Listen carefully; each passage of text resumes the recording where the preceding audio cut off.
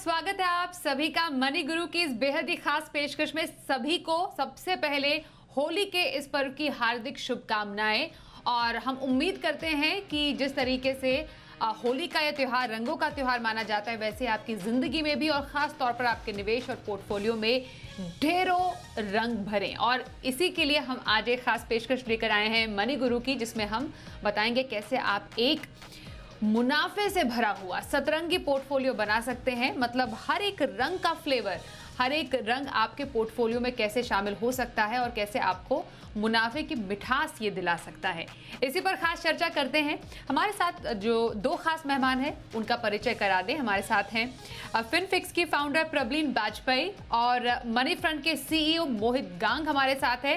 प्रबलीन और मोहित, आप दोनों को भी होली की बहुत बहुत शुभकामनाएं। हम आपसे चर्चा की शुरुआत करते हैं और सबसे पहले प्रबलीन, मैं आपसे जानना चाहती हूं कि एक और होली का त्यौहार हम सबके सामने है और हर बार हम होली के पर्व पर ये सोचते हैं कि हमारा जो पोर्टफोलियो है होली के त्यौहार की तरह रंग बिरंगा हो। अब रंग बिरंगे से मतलब ये है कि हर एक तरीके का एक रंग, हर तरीके का एक स्टाइल हमारे पोर्टफोलियो में शामिल होना चाहिए। तो इसी के तहत हम डायरेक्टली आपसे अलग अलग होली के रंगों के लिहाज से अलग स्टाइल ऑफ इन्वेस्टमेंट के बारे में समझना चाहते हैं। और सबसे पहले आप कौन सा ऐसा निवेश है या निवेश स्टाइल है जो अपने दर्शकों को बताने वाली हैं होली के इस त्यौहार पर? नमस्कार स्वाति, आपको एंड सभी जी के व्यूअर्स को होली की बहुत सारी शुभकामनाएं। आपने रंगों की बात की तो आई थिंक एक लाल रंग है जिससे इन्वेस्टर्स बचना चाहेंगे थोड़ा सा, बट मैं शुरुआत जो करूंगी मैं लार्ज कैप कैटेगरी से शुरुआत करूंगी। तो इसको वो पक्का रंग मान के हम लोग चल सकते हैं जो इन्वेस्टर्स के पोर्टफोलियो में होना चाहिए, क्योंकि शायद एक न्यू इन्वेस्टर हो या फिर एक बहुत सावी इन्वेस्टर हो जो काफी टाइम से निवेश कर रहे हैं, आई थिंक ये कैटेगरी है जो सबके पोर्टफोलियो को सूट करती है। एंड ये बेसिकली एक्सपोजर देता है जो हमारे देश की सबसे बड़ी कंपनीज हैं, लार्ज कैप कंपनीज हैं, जो 100 से लेके 100 तक सबसे बड़ी कंपनीज हैं, उनमें एक्सपोजर मिलता है इसके इन्वेस्टमेंट के द्वारा। एंड स्वाति, इसमें हमारे पास बहुत सारे ऑप्शंस हैं इन्वेस्टमेंट के। एक्टिव फंड्स काफी हैं, पुराने फंड्स, और अब बहुत सारे पैसिव फंड्स भी आए हैं। सो मेरी यहाँ पे दो जो पसंदीदा एक तरीके से आप कैटेगरी, सब कैटेगरी समझ लीजिए जो होंगी, और जो फंड्स होंगे वो दोनों पैसिव हैं। पहला एक है जो हम लोग निफ्टी 50 को सारे इन्वेस्टर्स ट्रैक करते हैं, पर निफ्टी 50 का इक्वल वेटेड ऑप्शन, क्योंकि रिलायंस, एचडीएफसी जैसी कंपनीज का यूजुअली पोर्टफोलियोज में एज इट इज काफी बल्क होता है, इवन दूसरी कैटेगरीज के थ्रू। तो मैं यहाँ पे एक सुझाव दूंगी कि निफ्टी 50 का जो इक्वल वेट इंडेक्स है उसमें इन्वेस्ट किया जाए, और यहाँ के लिए मेरी डीएसपी इक्वल निफ्टी 50 मेरा पसंदीदा फंड है। एंड सेकंड है जो 51st से लेके 100 कंपनी है, उसमें इन्वेस्टमेंट करने के लिए निफ्टी नेक्स्ट 50 इंडेक्स को ट्रैक करने के लिए आईसीआईसीआई फंड। यहाँ पे स्वाति जो रिटर्न्स हैं वो ऑफ कोर्स जो बेंचमार्क इंडिसेस हैं इन्हीं को रेप्लिकेट करेंगे, पर यहाँ इन्वेस्टर्स के लिए बस एक बात समझने की है कि नॉर्मल एक्टिव फंड्स में क्या होता है, मिनिमम आपको 80% लार्ज कैप में रखना है, आप 20% या तो दूसरी कैटेगरीज में जा सकते हैं, कैश होल्डिंग भी थोड़ी ज्यादा रख सकते हैं।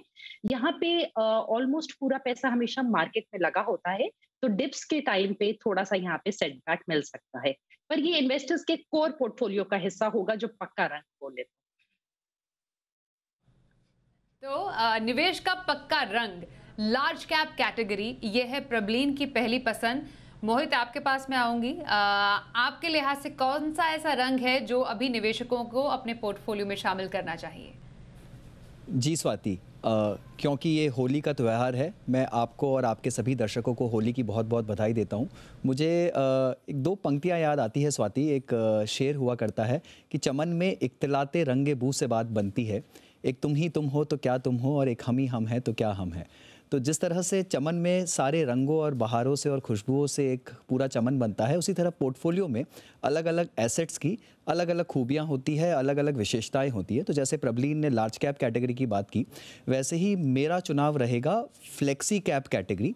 फ्लेक्सी कैप के साथ में हम मल्टी कैप और फोकस कैटेगरी को भी शामिल कर देंगे। तो इन तीनों के बीच में कुछ स्कीम्स का सुझाव मैं देना चाहूँगा, पर सबसे अहम बात कि ये कैटेगरी किस लिए। तो फ्लेक्सी कैप में होता यूँ है स्वाति कि फंड मैनेजर के पास में पूरी तरह से छूट रहती है कि वो जहाँ चाहे, जिस मार्केट कैपिटलाइजेशन में चाहे, जिस सेक्टर में चाहे, जिस स्टॉक में चाहे निवेश कर सकते हैं पूरी तरह से।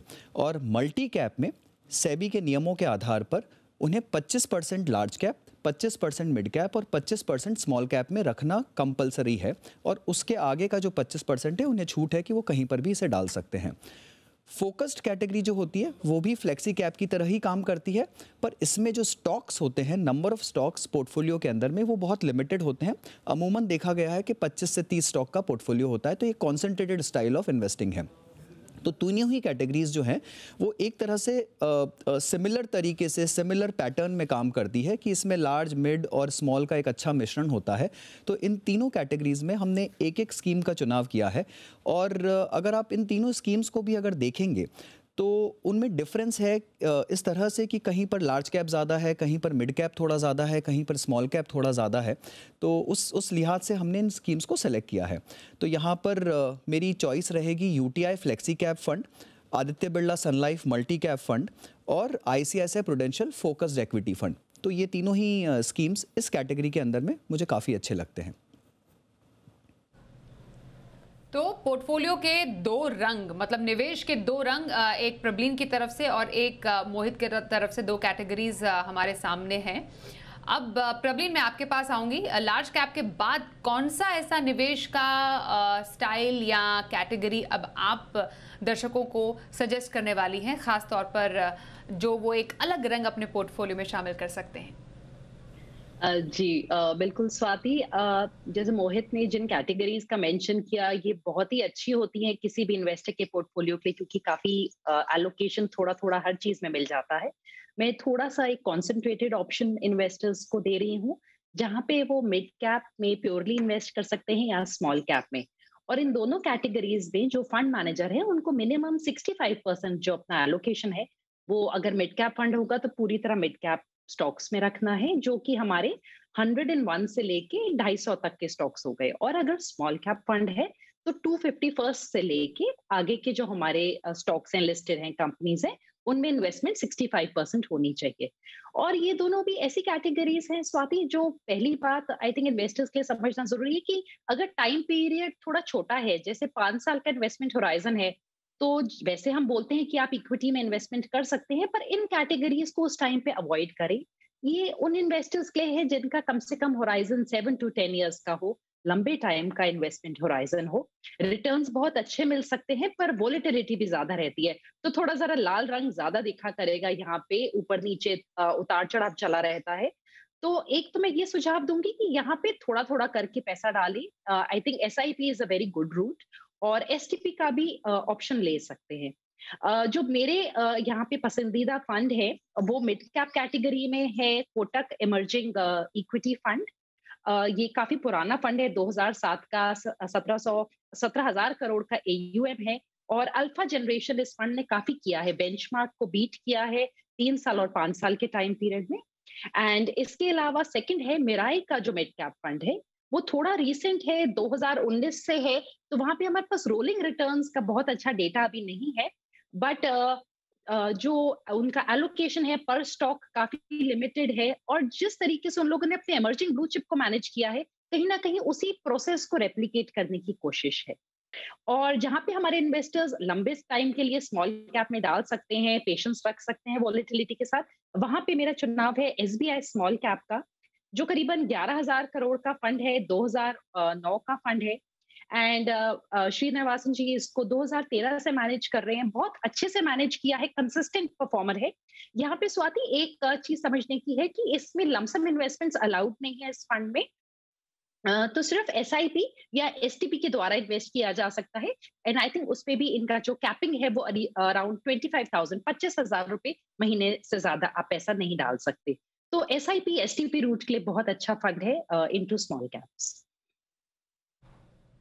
ओके, तो प्रबलीन की अब तक की पसंद large cap category, small and mid cap category में निवेश करने की वो सलाह दे रही हैं। उनके फंड्स भी उन्होंने बताया कि कौन से फंड्स उन्हें लगता है कि आपके पोर्टफोलियो में रंग भरने का काम कर सकते हैं।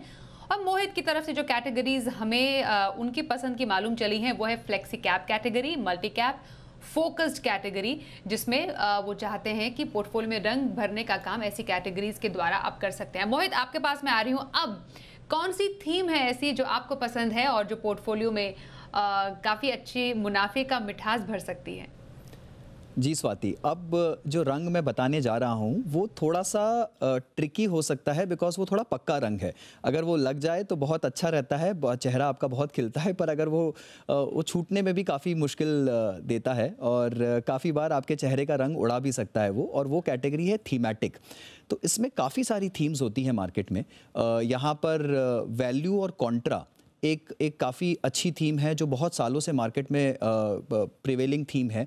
इसमें अक्सर फंड मैनेजर्स ऐसे सेक्टर्स या ऐसी कंपनीज में निवेश करते हैं जो कि बीटन डाउन होती है, जो फंडामेंटल एट्रीब्यूट्स पे, जो कि पी रेशो, पीबी रेशो या और भी जो दूसरे पैरामीटर्स होते हैं, फाइनेंशियल पैरामीटर्स होते हैं, उस पर वो चीपर वैल्यूएशन पे कोट कर रही होती है compare to the peer group या कंपेयर टू दूसरी कंपनीज उसी क्षेत्र की। तो यहाँ पर आपको एक वैल्यू बाय मिलता है। अक्सर ये देखा गया है कि जो वैल्यू स्टॉक्स होते हैं उन्हें काफ़ी टाइम लगता है अच्छा रिटर्न देने में, पर जब वो उनका दौर आता है तो वो बहुत अच्छा और बहुत जल्दी रिटर्न देते हैं। तो अभी तक लास्ट 2-3 साल जो रहे हैं स्वाति मार्केट में, वो ग्रोथ और मोमेंटम इन्वेस्टिंग के रहे हैं। तो मुझे लगता है एक वैल्यू का दौर इस करेक्शन के बाद में वापस आएगा मार्केट में, और ऐसे में अगर आप एक अच्छा वैल्यू या कॉन्ट्रा फंड पिक करते हैं, कॉन्ट्रा और वैल्यू में डिफरेंस इतना ही होता है कि कॉन्ट्रा जो होता है वो पूरी तरह से पिटे हुए क्षेत्रों में जाता है, जहां पर पिछले 1-2 सालों से कोई बढ़त देखने में नहीं आई है, कोई चाल देखने में नहीं आई है, और वो फंड मैनेजर ऐसे कॉल्स लेते हैं कि यहाँ पर ये जो क्षेत्र है, ये सेक्टर है, ये अब आने वाले समय में अच्छा प्रदर्शन कर सकते हैं। बट वैल्यू में ऐसा नेसेसरी नहीं है। वैल्यू में ऐसे भी क्षेत्र या सेक्टर्स होते हैं जो अच्छा कर रहे हैं, पर उनकी जो कुछ कंपनीज हैं जहां पर फंडामेंटली वो चीपर कोट कर रही हैं, तो वो ऐसी कंपनीज में निवेश करते हैं। तो वैल्यू और कॉन्ट्रा में बहुत मामूली सा फ़र्क होता है, बट ये दोनों ही कैटेगरीज मुझे काफ़ी अच्छी लगती है। यहाँ पर आप कोटक एक्विटी कॉन्ट्रा फंड देख सकते हैं, Pru ICICI value discovery fund, जो कि एक बहुत पुराना फंड है, बहुत बड़ा फंड है, 34,000 करोड़ का AUM है, और एस नरेन जो वहाँ के CIO है, वो खुद इस फंड को काफ़ी लंबे दौर तक मैनेज करते रहे और अभी भी इसके को फंड मैनेजर हैं, वो उसे पूरी तरह से सुपरवाइज करते हैं। तो ये फंड काफ़ी अच्छा है। इसके साथ साथ स्वाति कुछ और थीमेटिक एक्सपोजर अगर पोर्टफोलियो में आप देखना चाहें तो उसमें डिजिटल इंडिया का जो थीम है या जो टेक्नोलॉजी का थीम है, आप देखेंगे वो बहुत अच्छा चल रहा है। अभी का जो मार्केट करेक्शन भी रहा है, लास्ट 1 महीने का करेक्शन या लास्ट 3 महीने का करेक्शन है, तो वहाँ पर आप देखेंगे कि टेक्नोलॉजी क्षेत्र की जितनी कंपनीज हैं उसमें कोई बहुत बड़ा करेक्शन नहीं आया है। इनफैक्ट काफ़ी रेजिलियंट रही हैं टेक्नोलॉजी कंपनीज और कुछ डिजिटल कंपनीज। तो यहाँ पर टाटा का एक टाटा इंडिया डिजिटल फंड है जिसका प्रदर्शन बहुत ही ज़्यादा शानदार और बेहतरीन रहा है। तो अगर इन्वेस्टर्स एक बहुत ही कॉन्सेंट्रेटेड बैट लेना चाहते हैं टेक्नोलॉजी पर और आने वाले दौर पर जो कि और टेक्नोलॉजी की तरफ जा रहा है, तो वहाँ पर टाटा इंडिया डिजिटल फंड का चुनाव किया जा सकता है। इसी तरह इस साल के बजट में अगर आप देखें तो इंफ्रास्ट्रक्चर क्षेत्र की कंपनीज पर, कोर इकोनॉमी की जो कंपनीज होती हैं, मैन्युफैक्चरिंग, कंस्ट्रक्शन, कैपिटल गुड्स, इन सबको काफ़ी बढ़ावा दिया गया है। जैसे बोला गया है कि अमृतकाल जिसे आगे ले जाया जाएगा, और जो कोर इकोनॉमी की कंपनीज होती हैं, कोर क्षेत्र की, उन कंपनीज में अगर कोई निवेश करना चाहता है तो यहाँ पर टाटा का ही एक और फंड है, टाटा इंफ्रास्ट्रक्चर फंड। ये फंड मुझे काफ़ी अच्छा लगता है, और इसलिए भी अच्छा लगता है क्योंकि ये बहुत कम ऐसे इंफ्रास्ट्रक्चर फंड्स में है जिसमें बैंकिंग बिल्कुल नहीं है, और प्योर आपको capital goods, construction, real estate, engineering ऐसी कंपनीज मिलेंगी। इसके साथ में अगर कोई देखना चाहे तो banking and financial services fund का भी चुनाव किया जा सकता है। हालांकि फिलहाल बैंकिंग एंड फाइनेंशियल सर्विसेज दूसरे multi cap, flexi cap, large cap में अच्छी तरह से कवर हो जाता है, तो उसे साइड में भी रखा जा सकता है। बट ये जो पहले 4 मैंने आपको थीमेटिक आइडियाज़ दिए वो काफ़ी अच्छे हैं। अगर कोई निवेशक अपने पोर्टफोलियो में एक्स्ट्रा रिस्क लेना चाहते हैं तो इनको कंसिडर किया जा सकता है। होली के इस मौके पर हम आपकी मदद कर रहे हैं सतरंगी पोर्टफोलियो बनाने की। हमारी इसमें मदद कर रहे हैं 2 खास मेहमान, प्रबलीन बाजपेयी और मोहित गांग। उनसे समझ रहे हैं कि निवेश के ऐसे कौन से रंग है, कौन सी ऐसी कैटेगरीज है, कौन से ऐसे थीम्स हैं जिसको आप अपने पोर्टफोलियो में शामिल कर सकते हैं।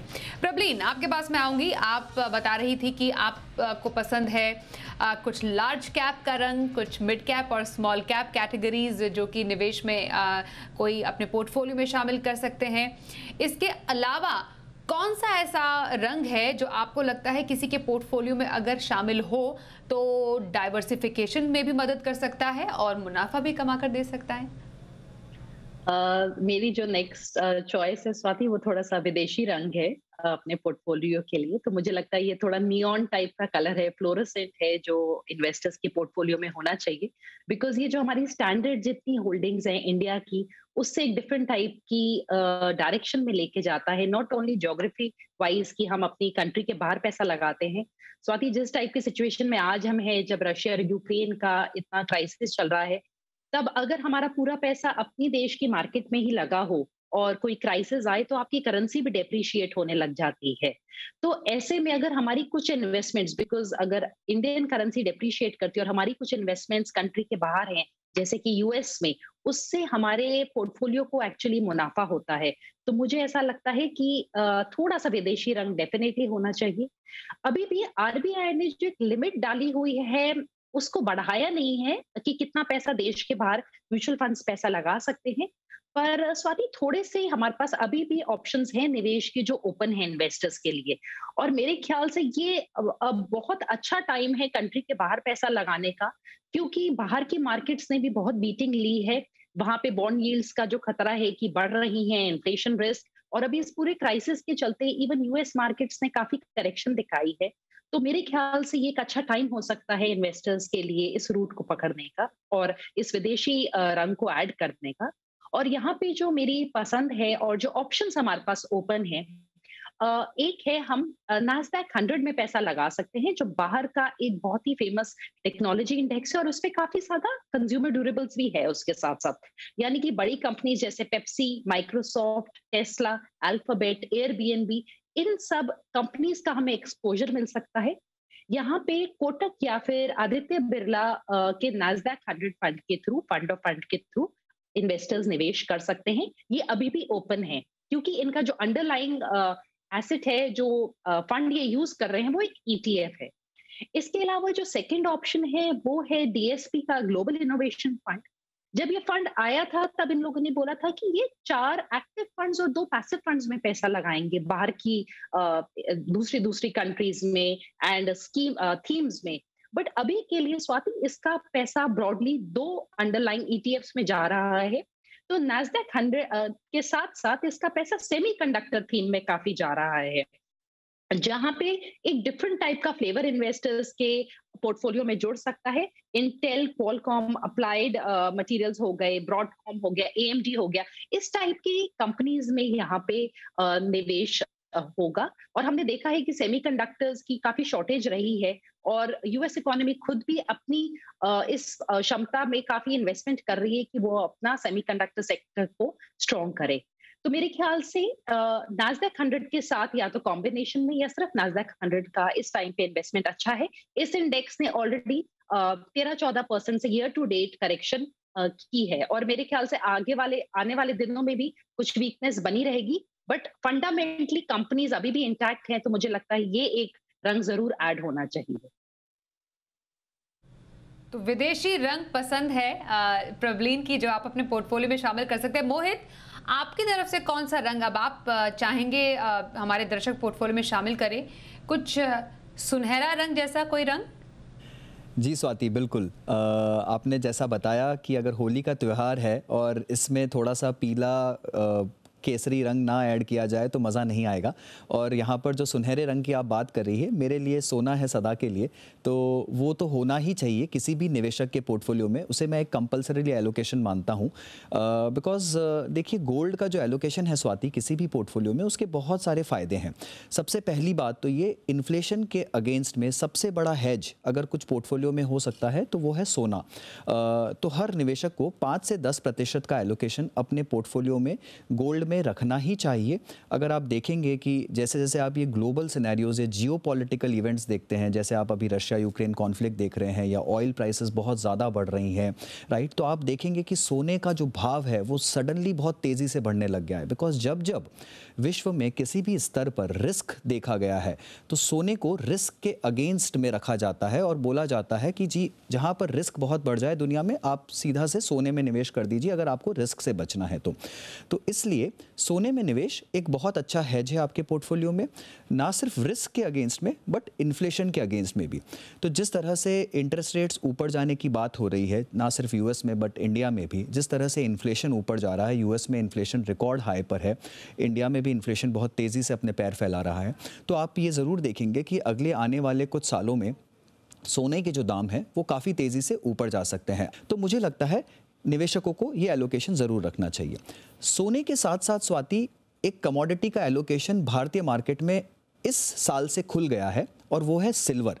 अभी तक क्या था, सिर्फ सोने को ही आप डिजिटल फॉर्म में निवेश कर सकते थे, फिजिकली तो हमेशा से अवेलेबल था इस देश में, बट अब सिल्वर ईटीएफ और सिल्वर फंड ऑफ फंड्स भी अवेलेबल हो गए हैं मार्केट में। इस जनवरी में ही 3 नए ऑफर्स मार्केट में देखने में आए हैं और यहाँ पर आप जो निवेशक सिल्वर को भी अपनाना चाहते हैं अपने पोर्टफोलियो में, वो बेझिझक होकर इस एलोकेशन को अपना सकते हैं। सिल्वर भी गोल्ड ही की तरह इन्फ्लेशन हेज का काम तो करता ही है, बट सिल्वर का जो इंडस्ट्रियल यूसेज है वो भी काफ़ी ज़्यादा अच्छा है। तो सिल्वर मेडिसिनल इक्विपमेंट्स में, जैसा प्रबलिंग बता रही थी सेमीकंडक्टर शॉर्टेज के बारे में, वहाँ पर भी सिल्वर का उपयोग होता है। आपके जो इलेक्ट्रिक व्हीकल्स होते हैं, न्यूक्लियर रिएक्टर्स होते हैं, बहुत जगह सिल्वर का इंडस्ट्रियल यूसेज भी है, माफ़ कीजिएगा।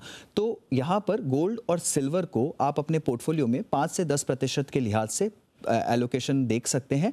और यहाँ पर गोल्ड में निवेश करने के 2-3 उपाय हैं जो हमने आप ही के शो में पहले भी बहुत बार डिस्कस किए हैं।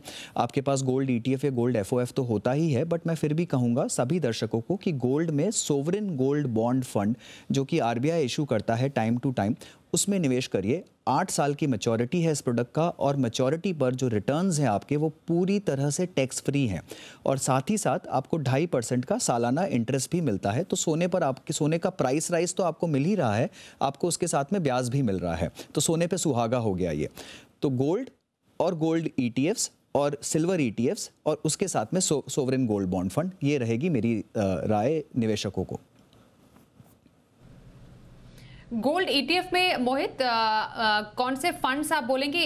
सिल्वर ईटीएफ का तो हमें मालूम है कि आईसीआईसीआई प्रू का सिल्वर ईटीएफ है, सबसे पहला ईटीएफ सिल्वर का आया।